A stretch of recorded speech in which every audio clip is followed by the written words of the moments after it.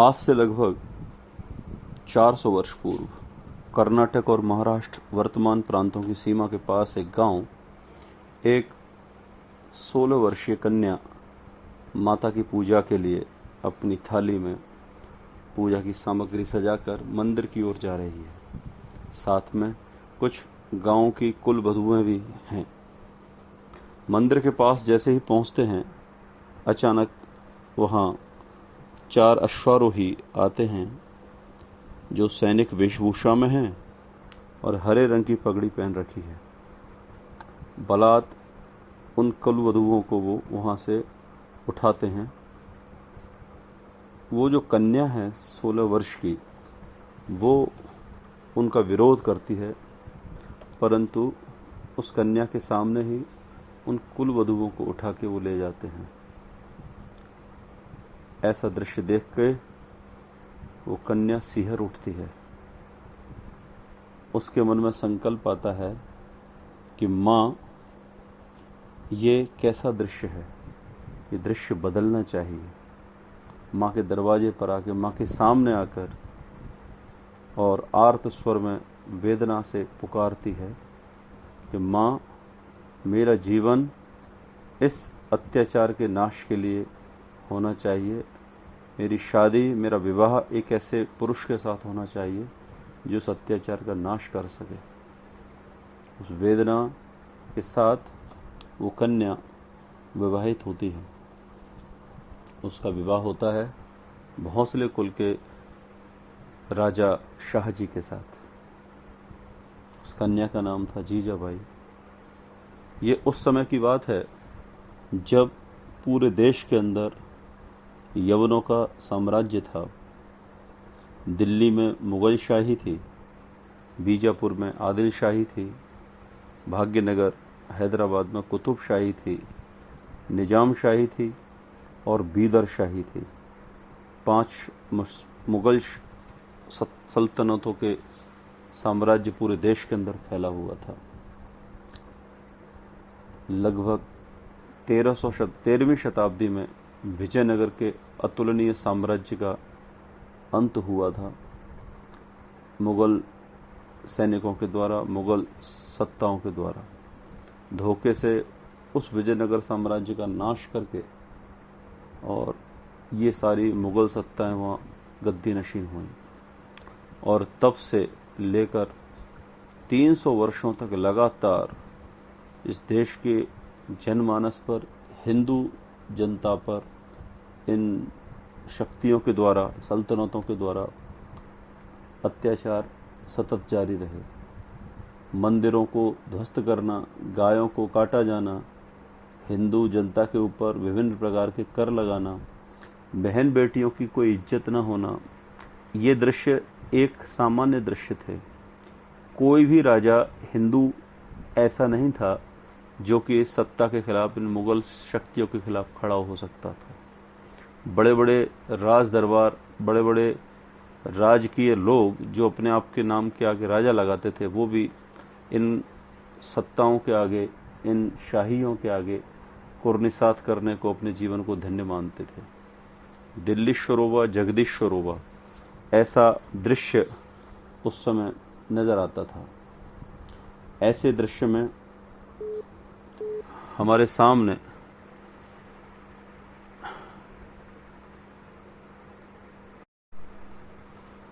ऐसे परिदृश्य में हमारे सामने ये जीवन प्रसंग आता है शिवाजी महाराज का, कि इतनी विपरीत परिस्थितियों में भी उन्होंने किस प्रकार से एक हिंदू पद पातशाही की स्थापना करी। ऐसा समाज जो बिल्कुल अंधकार में विलुप्त हो चुका था, बड़े बड़े राज्याधीश अपने आत्मसम्मान को विस्मृत कर चुके थे। हिंदू समाज विचार भी नहीं कर सकता था कि उनका कोई राजा होगा, उनकी कोई रक्षा करने वाला होगा। ऐसे विपरीत परिस्थितियों में एक हिंदू पद पातशाही की स्थापना, विष्णु की भावना का प्राबल्य होना, इस बात का द्योतक था कि अवश्य ही कोई ईश्वरीय अवतार का कार्य था। यदा यदा हि धर्मस्य ग्लानिर्भवति भारत अभ्युत्थानम अधर्मस्य तदात्मानं सृजाम्यहम्। भगवान ने ये जो प्रतिज्ञा की है गीता में, इसका चरितार्थ होने का समय आ गया था। 1630 फाल्गुन शुक्ल तृतीया के दिन शिवनेरी के दुर्ग में मां जीजाबाई को एक बालक की प्राप्ति होती है, बालक का जन्म होता है। उस बालक का नाम शिवा रखा गया। उस बालक के पिता शाहजी राजा भोंसले आदिल शाही की सेना में सूबेदारी करते थे, उनके सेनापति थे और कर्नाटक का काम देखते थे। उस बालक का लालन पालन गुरु कौंडदेव के मार्गदर्शन में शिवनेरी के दुर्ग में शुरू हुआ।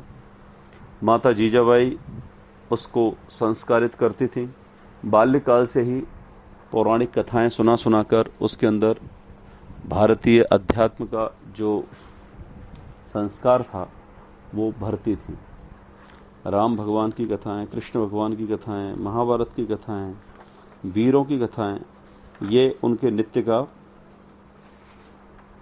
अभ्यास था। ऐसे वातावरण में शिवा का लालन पालन प्रारंभ हुआ। तो शिवा बाल्यकाल से ही अपना जो दिन भर का कार्य था वो अरण्य में घूमना फिरना, अपने मित्रों से मिलना, गांव में जाना, गांव के मावलों से मित्रता करना, यही उनका कार्य रहता था। 8 वर्ष की उम्र में शाहजी भोंसले उनके पिता के पास उनका जाना हुआ, तो आदिल शाही के दरबार में वो उनको लेकर गए। आप विचार करिए कि एक छोटा सा बालक जो 10 वर्ष का बालक है केवल, और जब वो बीजापुर के शानो शौकत को देखता है, वहाँ की बड़ी बड़ी अट्टालिकाओं को देखता है, वहाँ की भव्यता को देखता है, लेकिन फिर भी उसके हृदय में अपने भारतीय संस्कार के कारण से उनके प्रति किसी प्रकार का कोई आकर्षण नहीं था। राजा के दरबार में, आदिल शाही के दरबार में जाने के बाद जब उनको कुर्निसात करने का समय आया तो 3 बार झुककर बादशाह को सलाम करने का एक रिवाज हुआ करता था। शाहजी ने वो कुर्निसात किया और अपने बालक शिवाजी को कहा कि पुत्र बेटा बादशाह सलामत को कुर्निसात कीजिए, लेकिन शिवाजी ने मना किया कि मैं कुर्निसात नहीं करूंगा। ऐसा दृढ़ प्रतिज्ञ बालक, ऐसा संस्कारी बालक। और जब आदिल शाह ने कहा कि अभी बच्चा है, छोटा है, इस पर जिद ना करिए, इस पर ये अभी समझता नहीं है जो दरबारी आचरण है, इसलिए इस पर जबरदस्ती ना करें। वहां से लौटने के बाद रास्ते में एक कसाई गौ माता को लेकर काटने के लिए जा रहा था। उस बालक का संस्कार जागृत हुआ और अपनी छोटी सी तलवार निकाल के उस कसाई का हाथ काटा। ये जो संस्कार था ये महत्व रखता है। एक 10 वर्ष के बालक में भी इतना भाव है भारतीय अध्यात्म के प्रति, भारतीय नैतिक मूल्यों के प्रति। यही वास्तव में आध्यात्मिक चेतना, यही वास्तव में ध्येय चेतना इस हिंदू पद पातशाही और स्वराज के लिए आधार स्तंभ थे। शाहजी भोंसले समझ गए कि इस बालक का लालन पालन यहां करना खतरे से खाली नहीं है। वापस उनको पूना भेजा और इस भाव के साथ भेजा कि वहां अपना तुम साम्राज्य खड़ा करिए। बालक आया और बालक ने फिर वही अपना दिनचर्या, जीवनचर्या प्रारंभ करी। मित्रों के साथ खेलना कूदना, उनसे मित्रता करना, अंतरंगता करना, उनके साथ समय व्यतीत करना, और ऐसे करते करते एक उनकी बाल सेना खड़ी हो गई। 16 वर्ष की छोटी सी अवस्था में रोहिडेश्वर महादेव की शपथ लेकर सभी मित्रों ने स्वराज की शपथ ली। वो मित्र कौन थे? बाल्यकाल के मित्र थे। तानाजी मालसुरे, येशाजी कंक, शंभाजी कावजी, ये ऐसे मित्र थे। प्रतापराव गुर्जर, नेताजी पालकर, ये ऐसे मित्र थे जो मरने और मारने की शपथ ले चुके थे। शिवाजी महाराज के एक वाक्य पर अपना जीवन देने की शपथ ले चुके थे। स्वराज के लिए अपना जीवन देने की शपथ ले चुके थे। स्वराज की स्थापना की सौगंध ले चुके थे। और रोहिडेश्वर महादेव की शपथ लेने के बाद सबसे पहले विजयश्री का तोरण मारा, तोरण नाम के किले को जीतकर। और यहां से प्रारंभ हुआ शिवाजी महाराज का स्वराज स्थापना का कार्य। और यहां से जब प्रारंभ हुआ तो धीरे धीरे करके उन्होंने छोटे छोटे किले जीतना शुरू किया और अपना पुणे के आसपास का जो पूरा क्षेत्र था उसको अपने साम्राज्य के अंदर, अपने राज्य के अंदर प्रारंभ किया लेना। साथ ही एक मुद्रा का भी उन्होंने निर्माण किया। उस मुद्रा पर लिखवाया, प्रतिपश्चंद्र लेखे वे वर्धिष्णु विश्ववंदता शाह सूनु शिवशैष मुद्रा भद्राय राजते। अर्थात ये मेरा जो राज्य है ये प्रतिपदा के चंद्रमा की तरह निरंतर बढ़ता जाए और विश्व इसको प्रणाम करे। ये शाहजी के पुत्र शिवा की मुद्रा है जो सारे संसार के कल्याण के लिए, राज के लिए है। ऐसा भाव इस 16 वर्ष के बालक का था। तो हम समझ सकते हैं कि किस प्रकार का वातावरण, किस प्रकार का संस्कार माँ जीजाबाई ने उस बालक को दिया। यहाँ से शिवाजी ने धीरे धीरे करके किले जीतना जब शुरू किया तो ये विषय आसपास के जो देशमुख थे, देशपांडे थे, पाटिल थे, उन्होंने ये विषय, उनकी शिकायतें बीजापुर के दरबार में पहुंचाना शुरू किया कि वो इस प्रकार से वसूली करता है हमसे, लगान लेता है हम लोगों से और वो आपके जो साम्राज्य है उसको खा रहा है। ये शिकायतें करने वाला कोई मुगल नहीं था, कोई मुसलमान नहीं था, ये हमारे ही हिंदू समाज के लोग ये शिकायत करने के लिए पहुंचे कि वो स्वराज स्थापना में लगा हुआ है। तो शिवाजी महाराज की जब ये शिकायत पहुंची बीजापुर दरबार में तो उन्होंने कहा कि नहीं, ये तो शाहजी का बालक है, अपना ही बच्चा है, इसकी कोई दिक्कत वाली बात नहीं है। परंतु जब कोंडाणा का दुर्ग शिवाजी महाराज ने लिया और वो भी एक खून का कतरा बहाए बिना, बापूजी मुदगल देशपांडे नाम का शिवाजी का मित्र था, वो गया और धीरे से उन्होंने किलेदार को अपने मीठे बोल में लाकर उस पूरे किले पर अपना कब्जा किया। इस प्रकार से जब कोंडाणा को जीत लिया तो बीजापुर के दरबार में चिंता की लकीर आई। ऐसे ऐसे करते करते शिवाजी महाराज जब कई सारे किले जीत चुके थे तब बीजापुर दरबार ने सोचा कि इसका कुछ इंतजाम करना होगा। तो उन्होंने शाहजी राजा जो उनके पिता थे उनको कैद किया। कैद करने के लिए भेजा अफजल खान को। अफजल खान धोखे से शाहजी राजा को कैद करके और उनको बेड़ियों में जकड़ता हुआ बीजापुर की सड़कों से निकाल कर ले गए, उनको कैद किया। शिवाजी महाराज के पास बीजापुर दरबार ने पत्र भेजा कि शीघ्र ही तुम आत्मसमर्पण करो, सारे जो भी जीते हुए किले हैं सारे समर्पण करो, अन्यथा तुम्हारे पिता को हम मृत्यु दंड दे देंगे। ऐसी स्थिति में शिवाजी महाराज ने धैर्य नहीं खोया। इस छोटे से बालक का रणनीतिक चातुर्य देखने के योग्य था। उन्होंने तुरंत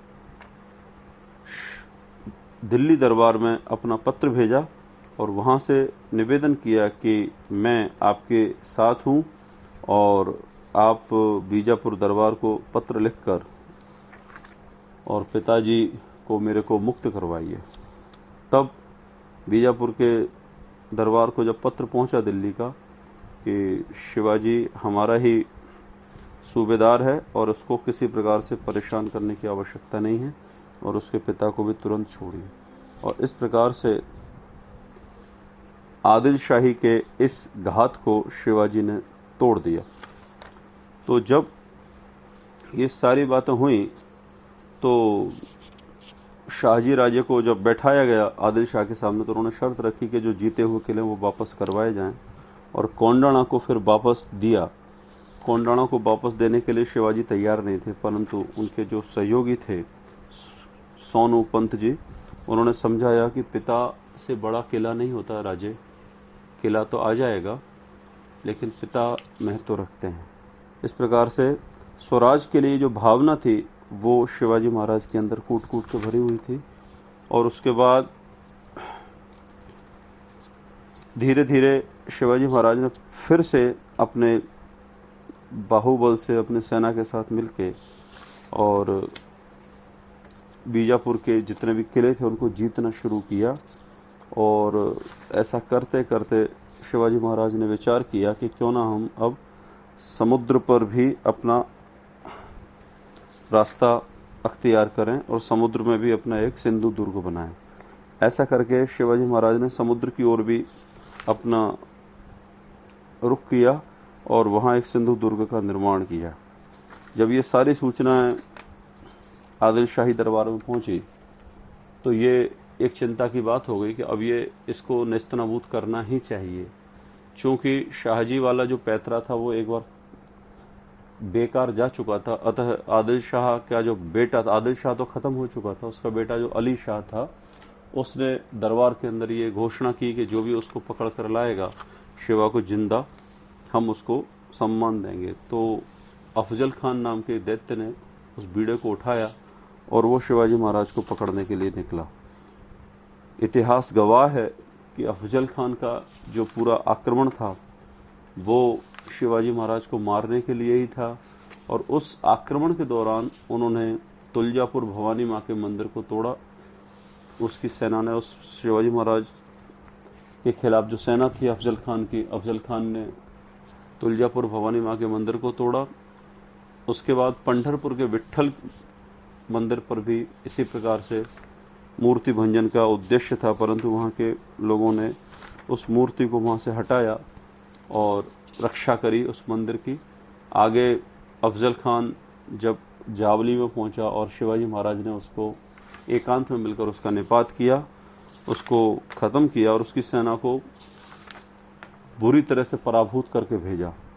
ये जो समाचार था अफजल खान की मृत्यु का, ये पूरे विश्व के लिए एक चौंकाने वाली खबर थी, क्योंकि शिवाजी महाराज का जो उदय हो रहा था उसको देखते हुए अंग्रेज, पुर्तगाल, फ्रांसिस और ईरान का बादशाह भी इस छोटे से राजा की गतिविधियों को नजर रखता था और सबकी नजर अफजल खान की मुलाकात पर थी।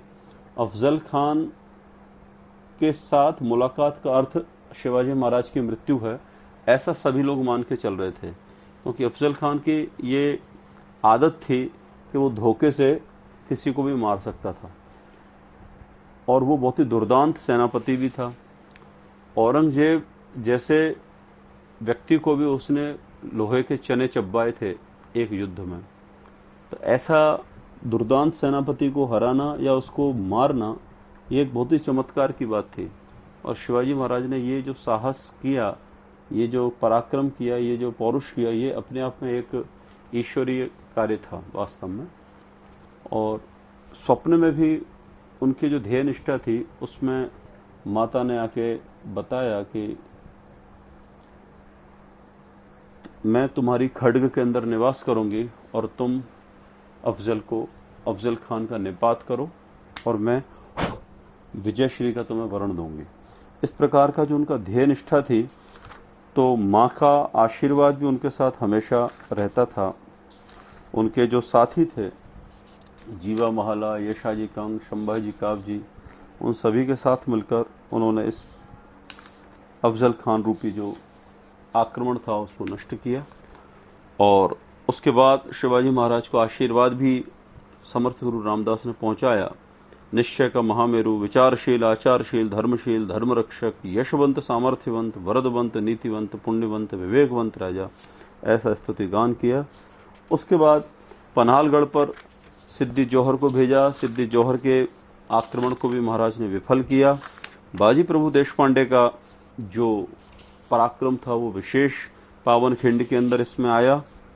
और उस समय शिवाजी महाराज ने देखा कि सिद्दी जौहर की मदद करने के लिए अंग्रेजों ने अपनी तोपों को भेजा है, तो उन्होंने विचार कर लिया कि इन परकीय जो व्यापारी हैं उनको सबक सिखाना पड़ेगा।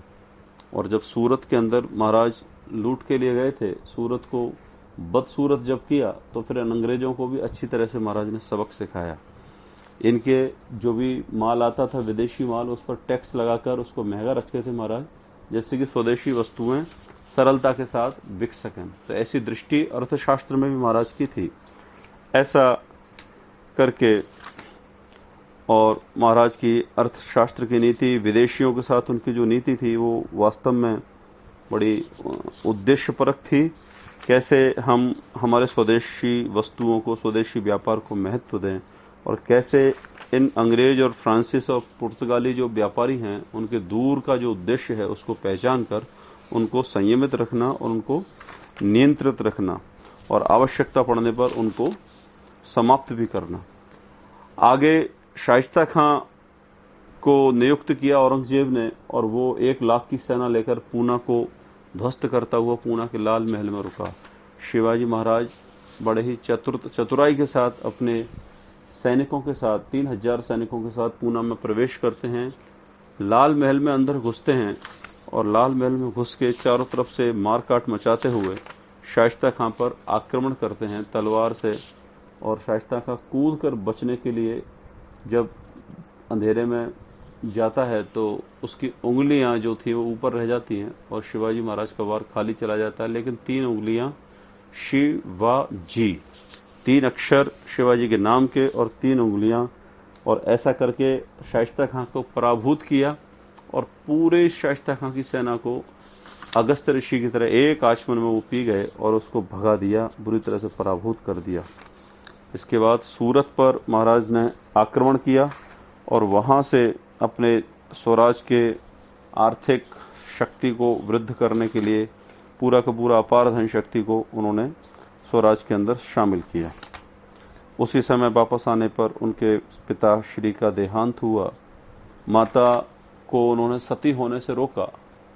ये जो कुरीतियां थी सती प्रथा की, उसको उन्होंने वास्तव में मां को सती होने से रोककर उस प्रथा को नष्ट किया, कुप्रथा को, जिससे कि ये कुप्रथा नष्ट हुई। आगे जाके तानाजी मालसूर्य जब शहीद होते हैं सिंहगढ़ के युद्ध में, तो उनकी धर्मपत्नी को भी उन्होंने सती होने से रोका। तो सती प्रथा को उन्होंने बंद करवाने का प्रयास किया, ऐसा अपन समझ सकते हैं। जयसिंह, सवाई जयसिंह जो थे वो जयपुर का राजा था और जबरदस्त एक सेनापति था, रणनीतिक पुरुष था। उसको औरंगजेब ने अपना सेनापति बना के, सूबेदार बना के दक्षिण का उसको भेजा, और ये शिवाजी महाराज के लिए चिंता की बात थी कि एक हिंदू राजा उनको हराने के लिए दक्षिण में आ रहे हैं। उस सवाई जयसिंह के साथ एक और सेना नायक साथ में भेजा था, और उसका सेना नायक जो था वो दिलेर खान था, और वो बहुत ही जबरदस्त सेनापति था। और शिवाजी ने उसके साथ जब उसको भेजा तो दिलेर खान इतना आक्रमणकारी था, इतना तेज गति का सेनापति था कि उसने सीधे पुरंदर के ऊपर आक्रमण करके उसको तहस नहस करने के लिए अपनी तोपें चलाई। पुरंदर का जो किलेदार था बहुत ही ताकतवर व्यक्ति था, और शिवाजी महाराज के बिल्कुल मुरारबाजी देशपांडे जो थे वो शिवाजी महाराज के एकदम विश्वस्त थे और समर्पित थे स्वराज के लिए, और वो वीर गति को प्राप्त हुए इस पुरंदर के युद्ध के अंदर। शिवाजी महाराज समझ गए कि सवाई जयसिंह बहुत ही मजबूत इरादों के साथ हमारे पास आया है, हमको पकड़ने के लिए आया है, स्वराज को खत्म करने के लिए आया है। यहां शिवाजी महाराज का जो कूटनीतिक तंत्र था वो शुरू हुआ। उन्होंने एक पत्र सवाई जयसिंह के लिए लिखा, जो कि इतिहास का एक नामी ग्रामी पत्र माना जाता है। उन्होंने पत्र में लिखा कि हे हिंदुओं के शूरवीर राजा जयसिंह, मैं तुम्हें प्रणाम करता हूं, पर मुझे दुख है कि तुम एक मुगल सल्तनत के राजा के दरबारी के रूप में, सेना नायक के रूप में यहां पर मुझे जीतने के लिए आए हो। यदि तुम मेरे पास अपने राज्य के लिए आते या खुद व्यक्तिगत मेरे पास आते तो मैं अपना शीश काटकर तुम्हारे चरणों में मेरा शीश रख देता, क्योंकि तुम एक हिंदू और धर्मवंत राजा हो। परंतु मुझे दुख है कि तुमने सारा काम एक मुगल सल्तनत के लिए किया।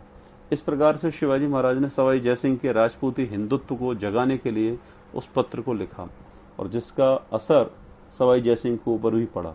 सवाई जयसिंह ने शिवाजी महाराज को संधि के लिए बुलाया, परंतु शिवाजी महाराज ने उनसे वचन जब मांगा तो उन्होंने तुलसी और बिल्व पत्र शिवाजी महाराज के पास भेजा पत्र के साथ, और वचन दिया कि मैं आपके प्राणों की रक्षा करूंगा।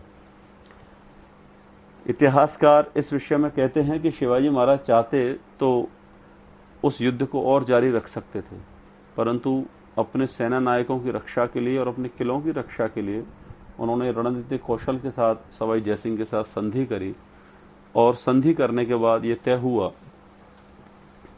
कि वो शिवाजी महाराज सवाई जयसिंह के साथ दक्षिण के जो बीजापुर के क्षेत्र थे उनमें जाकर उनका सहयोग करेगा। परंतु बाद में ऐसा तय किया कि शिवाजी महाराज को दिल्ली या आगरा के दरबार में बुलाया जाए औरंगजेब के सामने, और वहां जाना शिवाजी महाराज ने तय किया कि ठीक है, मैं वहां जाऊंगा और अपने पुत्र के साथ जाऊंगा। ये बड़ा ही ऐसा निर्णय था जिसको सुनकर रायगढ़ के सारे मंत्रीगण और जीजा माता एकदम अवाक रह गए, आश्चर्यचकित रह गए कि एकदम आप अचानक आगरा में औरंगजेब के बिल्कुल गढ़ में जाएंगे तो ये जान को खतरा है। परंतु सवाई जयसिंह ने अपने पुत्र राम सिंह को शिवाजी महाराज की रक्षा का वचन दिया था कि अपनी जान पर भी खेल के शिवाजी महाराज की रक्षा करनी पड़े तो आप करिए। राम सिंह ने उस वचन की पूर्ति के लिए अपना पिता को वचन दिया और शिवाजी महाराज को विश्वास में लेकर उनको आगरा बुलाया। आगरा में औरंगजेब का जब दरबार आम लगा तो उसमें शिवाजी महाराज का स्वागत उस अपेक्षा के साथ नहीं किया राम सिंह ने जिस अपेक्षा के साथ शिवाजी महाराज वहां गए थे। उनको ऐसे स्थान पर खड़ा कर दिया जहां 5000 मनसबदारी के लोग खड़े थे। बहुत देर बर्दाश्त करने के बाद शिवाजी महाराज ने तेज आवाज में उस दरबार के अंदर बोला कि राम सिंह, मैं यहां पर क्यों आया हूं और मेरे को ये किसके पीछे खड़ा किया है? ये जसवंत सिंह जिसको मेरे सैनिकों ने भगाया, हराया और इसने मेरे सेनापतियों को पीठ दिखाई, ये मेरे से भी आगे खड़ा है। क्या इसी काम के लिए मेरे को दिल्ली बुलाया था, आगरा बुलाया था? मैं यहां नहीं रुकूंगा, मैं यहां से जा रहा हूं। ऐसा जब उन्होंने कहा तो ये औरंगजेब के कान में ये बात पड़ी और वो कुर्सी अपने मंच पर बैठा था, अपने सिंहासन पर बैठा था। उसने राम सिंह को बुलाया कि ये तेज आवाज में कौन बात कर रहा है। उन्होंने बताया कि शिवाजी राजे हैं, वो नाराज हैं कि उनका सम्मान नहीं किया। तो औरंगजेब ने खिलत भेजा, उनके लिए सम्मान भेजा, परंतु शिवाजी महाराज ने सम्मान को स्वीकार करने से मना कर दिया और उस दरबार से वो निकल गए। इस बात को वहां सारे दरबारियों के द्वारा सुना गया, देखा गया। जसवंत सिंह और बेगम जहां आरा जो थी, उन्होंने औरंगजेब के कान भरे और शिवाजी महाराज पर एक कठोर कार्रवाई के लिए दबाव बनाया। शिवाजी महाराज को नजरबंद किया गया आगरा में, और किस प्रकार से नजरबंद होने के बाद वो उस कैद में से निकले, ये आज तक भी विश्व के समस्त इतिहासज्ञों के लिए एक जबरदस्त कौतूहल का विषय रहा कि उनकी जो योजना थी वो सभी प्रकार के योजनाओं से एकदम विलक्षण और जबरदस्त थी। आगरा से निकलने के बाद यदि भौगोलिक दृष्टि से देखें तो उनको दक्षिण दिशा में ग्वालियर से होते हुए नीचे आना चाहिए था महाराष्ट्र की तरफ, परंतु उनकी योजना विपरीत थी। उन्होंने अपनी दिशा मथुरा के लिए बनाई और मथुरा में अपने एक जो ब्राह्मण परिवार था, उस ब्राह्मण परिवार के कृष्णा जी भट्ट करके एक ब्राह्मण परिवार था, उस पर भट्ट के परिवार के अंदर अपने बालक संभाजी को रखा और स्वयं उन्होंने काशी की तरफ अपना रुख किया। वहां से ये एक ऐसा कूटनीतिक युद्ध था जिसको औरंगजेब बुरी तरह से हार चुका था। ये केवल शिवाजी ही कर सकते थे ऐसा काम। और काशी से फिर शिवाजी महाराज गुस्साइयों की एक टोली के साथ काशी होते हुए, बैजनाथ धाम होते हुए, जगन्नाथपुरी होते हुए और ऐसे घूमते हुए पूरे देश का परिक्रमा करते हुए महाराष्ट्र की सीमा में आए। फिर वहां से स्वराज की सीमा में आए और रायगढ़ में आके उन्होंने आवाज दी कि हम जीजा माता से मिलना चाहते हैं। बिल्कुल दाढ़ियां बढ़ी हुई थी, अंगरखे पहने हुए थे, सन्यासियों की वेशभूषा थी और लगातार भजन करते जा रहे थे। हम केवल जीजा माता के दर्शन करना चाहते हैं। जैसे ही जीजा माता सामने आई तुरंत उनको उन्होंने साष्टांग दंडवत किया और मां साहेब करके जैसे ही आंखों से उनके अश्रुधारा दिखे और मां ने उनके सिर पर अपना हाथ फेरा तो अफजल खां के द्वारा किया गया वो तलवार का वार के द्वारा जो सिर पर निशान बना हुआ था उसको देखते ही मां पहचानी कि अरे ये तो मेरा शिवा है। और जैसे ही शिवाजी और मां का मिलन हुआ उन्होंने संभाजी राजे के लिए पूछा कि मेरा शंभू राजा कहाँ है, और शिवाजी महाराज ने एक क्षण बिना सोचे समझे केवल कहा कि संभाजी महाराज मर गए, वो शहीद हो गए। और इस प्रकार से उनका क्रियाकर्म किया गया, कर्मकांड किया गया और औरंगजेब के जितने भी जासूस थे वो समझ गए कि संभाजी अब नहीं रहे। जब 2 से 4 महीने तक ये खबर पूरी तरह से फैल गई कि संभाजी खत्म हुए, तब उन्होंने अपने दूतों को भेज के संभाजी को मथुरा से बुलवाया। कृष्णाजी भट्ट संभाजी को लेकर आए। उस समय की जाति प्रथा इतनी कट्टर थी, हम इस बात से उदाहरण से समझ सकते हैं कि सैनिकों को शक हुआ, संदेह हुआ कि ये संभाजी हैं और ये इनका पुत्र नहीं है कृष्णा जी का। तो उन्होंने कहा कि यदि ये संभाजी है तो आप भोजन एक थाली में नहीं कर सकते हो। आप एक थाली में भोजन कर लेंगे तो हम समझ जाएंगे आपका ही पुत्र है और ब्राह्मण है।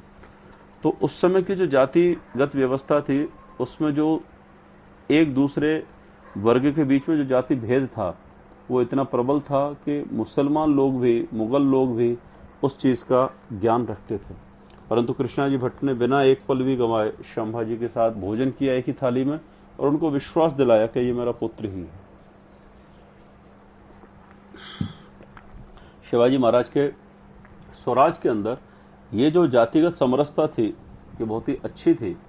उन्होंने अपने सभी सेना नायकों के साथ अपने पारिवारिक रिश्ते संबंध बनाए। नेताजी पालकर जो उनके सरसेनापति थे, बीच में नाराज होके और औरंगजेब की सेना में मिल गए थे और वहां कुलीन खान नाम से उन्होंने अपना धर्म परिवर्तन किया था। वही नेताजी पालकर जब वापस लौटे तो शिवाजी महाराज ने न केवल उनका धर्म परिवर्तन कराया बल्कि अपने बेटी की विवाह और नेताजी पालकर के परिवार में किया। और इस प्रकार से नेताजी को केवल धर्म परिवर्तन करा के हिंदू ही नहीं बनाया, अपितु उनको सम्मान भी दिया। अपने साथियों के साथ वो एक साथ बैठकर सहभोज करते थे और एक साथ बैठकर एक ही पंगत में बैठकर सहभोज करने के कारण से उनका जो आत्मीयता थी, प्रेम था, वो अपने सेना नायकों के साथ, अपने मंत्रियों के साथ जबरदस्त था। और ये उनकी समरसता का और प्रेम का और एकात्म भाव का स्वराज का सर्वश्रेष्ठ उदाहरण हुआ करता था। ऐसे शिवाजी महाराज जब आगरा से वापस लौटे तो वहां से आने के बाद उन्होंने पूरे देश के अंदर अपने पूरे स्वराज को और बढ़ाने के लिए और चारों तरफ से आक्रमण शुरू कर दिए। और वहां से फिर ऐसी आवश्यकता महसूस हुई कि अब हिंदू पद पातशाही की स्थापना होनी ही चाहिए, क्योंकि वो एक अभी सूबेदार ही थे मूल रूप से और कोई भी उनको राजा और महाराजा नहीं मानता था। अतः ऐसी आवश्यकता के अनुसार ऐसा तय किया गया कि शिवाजी महाराज का राज्याभिषेक होना ही चाहिए। और राज्याभिषेक के लिए गंगाधर भट्ट काशी से आए। उन्होंने उनकी वंशावली निकाली तो वो सिसोदिया वंश के, महाराणा प्रताप के वंश के एक जो पीढ़ी थी उसमें उनका जानकारी लगी कि ये सिसोदिया वंश के राजपूत हैं।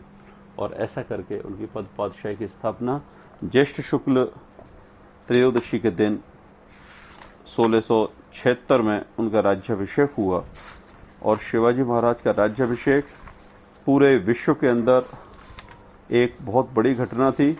ईरान का जो शाह था उसने तो पत्र लिखकर ये भी कहा औरंगजेब को कि तुम अपने आप को आलमगीर कहते हो, सारे विश्व का सम्राट कहते हो, और तुम्हारे नाक के नीचे वो शिवा जो छोटा सा एक सूबेदार था वो आगरा से निकला और वहां जाके उसने हिंदू पद पातशाही की स्थापना करी। तुम क्या आलमगीर बनोगे? तुम पे एक अपने छोटे से राज्य का एक सूबेदार नहीं संभाला जाता। तो ऐसा हम देख सकते हैं कि जो विश्व के अन्य राज्य के लोग थे वो भी शिवाजी महाराज को के पराक्रम पर विशेष ध्यान देते थे। और इस हिंदू पद पातशाही में कुतुबशाही जो थी उन्होंने महाराज को मान्यता दी और पद पातशाही के दौरान उनको बहुत सारे पुरस्कार और बहुत सारे नजराने शिवाजी महाराज को भेजे। अंग्रेजों ने भी, फ्रांसीसियों ने, पुर्तगालियों ने भी महाराज का इस हिंदू पद पातशाही के अंदर स्वागत किया। ऐसा करने के बाद फिर महाराज दक्षिण भारत में कर्नाटक और तमिलनाडु की ओर अपनी यात्रा के लिए निकले और दक्षिण यात्रा में उन्होंने अपने स्वराज की वृद्धि की। और वहां व्यंको जी जो उनके भाई थे उनको भी उन्होंने नियंत्रण में लेके और कर्नाटक को अपने राज्य में शामिल किया। फिर वहीं कुतुबशाही के साथ उनकी संधि वार्ता हुई और साथ में मिलकर उन्होंने वहां अपने स्वराज की स्थापना करते हुए सभी के साथ प्रेम वार्ता करी और सारे दक्षिण में उन्होंने एक भगवा ध्वज को स्थापित किया। ऐसे शिवाजी महाराज 1680 में लगभग 50 वर्ष की अवस्था में ऐसा कहते हैं कि वात रक्त नाम का एक रोग होता है जो लगातार युद्ध में होने के कारण से घोड़े पर चलने की वजह से पैरों में विष आ जाता है, पैरों में जहर आ जाता है, वो वात रक्त होता है। और उसकी असाध्य अवस्था के कारण से शिवाजी महाराज की 50 वर्ष की अल्प आयु में ही मृत्यु हुई। परंतु वो छोड़ के गए अपने पीछे एक स्वराज। ऐसा कहते हैं कि दक्षिण भारत की यात्रा जो 2 वर्ष की थी, जब वो गए तो पीछे 2 वर्ष तक लगातार स्वराज का शासन बड़ा ही संयमित रूप से और कुशलता पूर्वक चलता रहा। और उसके पीछे जो भाव था वो था स्वराज का भाव। शिवाजी महाराज के जाने के बाद 4 लाख सैनिकों के साथ औरंगजेब 25 वर्षों तक दक्षिण भारत में डला रहा और लगातार 25 वर्षों तक स्वराज को नष्ट करने के लिए वो प्रयत्नशील रहा।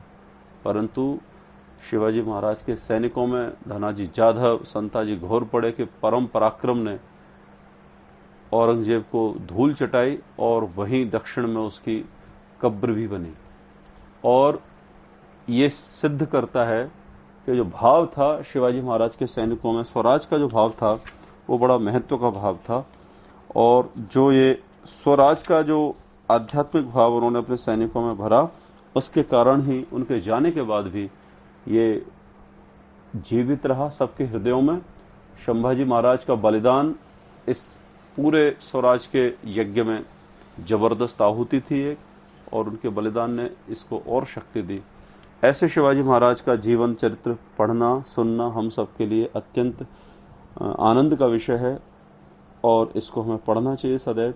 शिवाजी महाराज के जितने भी गुण हैं उनमें स्वराज की कार्यशैली के साथ साथ हम देखेंगे कि भाई भतीजावाद बिल्कुल भी नहीं था। जो योग्य होता था उसको वो सम्मान देते थे, उस व्यक्ति को वो जिम्मेदारी देते थे। उनके जो समधी थे शिर के, जब उन्होंने कहा कि मेरी जागीर वापस कीजिए तो उन्होंने कहा कि अभी तो नहीं, लेकिन जब मेरी पुत्री के पुत्र होगा तब मैं देखूंगा। तो पुत्री उस समय केवल 3 या 4 वर्ष की थी, लगभग 10 से 15 वर्षों बाद पुत्र होने वाला होता था। तो अपने सगे संबंधियों को, भाई भतीजों को भी वो कभी महत्व नहीं देते थे अपने स्वराज के ऊपर। तो ऐसा एक निर्माण, एक अनुशासन उन्होंने स्थापित किया। ऐसे ही जो समुद्र का जो रास्ता था उस पर भी उन्होंने अपने सिंधु दुर्ग, विजय दुर्ग इत्यादि, पद्म दुर्ग इत्यादि का निर्माण किया। और महिला सशक्तिकरण के लिए बताया, जैसा कि मैंने आपको सती प्रथा इत्यादि को रोक लगाया। समरसता का कार्य उनका अत्यंत श्रेष्ठ था। सबको एक भाव से रखते थे, पुत्रवत और प्रेम के साथ उनको सबको जोड़ कर रखते थे। भ्रष्टाचार किस प्रकार से नियंत्रित रहना चाहिए, प्रतिदिन दैनंदिनी में अपना हिसाब लिखना चाहिए। आपदाओं में जो भी नुकसान हुआ है उसकी भरपाई वस्तु के विनिमय से वस्तु को मिलना चाहिए, इस प्रकार की उनकी कोशिश होती थी कि जिस चीज का नुकसान हुआ है बस उसी चीज को दें बजाय धन के। मुद्रा स्वयं उन्होंने निर्मित करी अपने लिए, और जो स्वदेशी उत्पाद था उसका उन्होंने स्वयं निर्माण किया, और स्वदेशी उत्पादों का ज्यादा से ज्यादा प्रयोग हो वो ऐसा प्रयास करते थे। इसी प्रकार से घोड़ों की नस्लों को अच्छा रखने के लिए उन्होंने अरबी घोड़ों की ब्रीडिंग करवाई, अपनी सेना को मजबूत बनाने के लिए एक समान कर प्रणाली करी, और जागीरदारी प्रथा का अंत करके सभी किसानों को उन्होंने मुक्त किया। सभी किसानों को अधिक से अधिक जो लगान था वो किसान की जो फसल थी उसके स्वरूप में ही लेना प्रारंभ किया, जिससे कि किसानों ने बड़े उत्साह के साथ अपनी फसल को बढ़ाया। उससे राजस्व में भी वृद्धि हुई, लगान में भी वृद्धि हुई और किसानों के आनंद भी आया। शिवाजी की न्याय पद्धति बहुत ही निष्पक्ष थी। रांझे गांव का जो पाटिल था उसको उन्होंने दोनों हाथ काटने की सजा दी, तो ये बाल्यकाल में ही न्याय के द्वारा दिया गया उनका निर्णय था। ऐसे ही अफजल खान के आक्रमण के समय खंडोजी खोपड़े ने जो उनका विरोध किया था, गद्दारी की थी, उसके लिए भी उसके दोनों हाथ काटने की उनको सजा दी। ऐसे ही सावित्री देवी पर जो कुदृष्टि डालता था सखोजी गायकवाड़, उसकी भी आंख निकालने का उन्होंने निर्णय दिया। तो ऐसा उनका शासन व्यवस्था थी, स्वावलंबन की न्याय व्यवस्था थी, सुरक्षा थी, वाणिज्य व्यापार था, स्वदेशी तकनीकी, स्वदेशी भाषा, स्वदेशी शिक्षा, राजकाज की भाषा भी उन्होंने स्वदेशी रखी, संस्कृत परक रखी, जो कि एक श्रेष्ठ शासन का प्रतीक था। और उन्होंने ही अष्टप्रधान जो मंत्रिमंडल था उसकी स्थापना करी, विकेंद्रित शासन किया, और ऐसा एक राज्य तंत्र की स्थापना करी जो आज भी हमारे लिए आदर्श है, आज भी हमारे लिए श्रेष्ठ है। ऐसे राजा, ऐसे महान शासक का, ऐसे जगत वंद्य सेनापति का हम सब लोग गुणानुवाद करें, उनके जीवन चरित्र को पढ़ें और उनके जीवन चरित्र से हम कुछ सीखें। इसी निवेदन के साथ मैं मेरा मनोगत समाप्त करता हूं।